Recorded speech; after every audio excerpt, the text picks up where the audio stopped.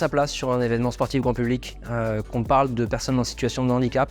La pratique est jouable sur la plupart des sports, donc on peut assimiler cette pratique-là à la pratique vraiment de tout l'ensemble du peloton, aucun problème. Et puis surtout, il faut attirer des personnes qui se sentent loin du sport, qui ont un frein sur la pratique sportive parce que antécédents médicaux, parce que maladie chronique ou un peu de sédentarité qui s'est installée. Et il suffit d'ouvrir la porte et après accepter tout le monde et tout le monde trouve sa place. Voilà, il y a des gros mélanges de population sur les événements de ce type-là. Pour réduire l'impact écologique d'un événement, il y a différentes manières bien sûr.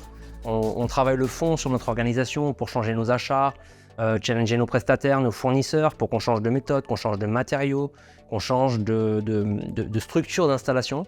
Et puis, il faut faire attention, bien sûr, dans les espaces dans lesquels on pratique, dans lesquels on installe les événements, des espaces sensibles, des espaces verts sur lesquels on peut avoir un impact direct en changeant un petit peu nos itinéraires, en mettant moins de bruit pour la faune et la flore, moins d'impact en termes de poubelles et de déchets, et mieux gérer ça. Donc là, on a un impact direct et un effet immédiat sur l'espace naturel.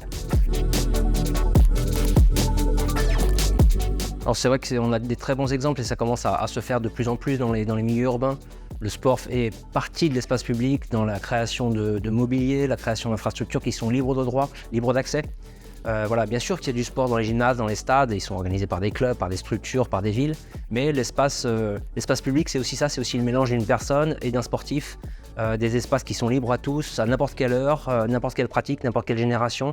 Et ils font vraiment partie de l'espace public parce qu'ils se voient et c'est important. Donc les événements sportifs sont un catalyseur, mais le sport quotidien sur ces espaces-là, sur ces agrès, sur ces espaces libres, c'est super important pour l'essor de la pratique.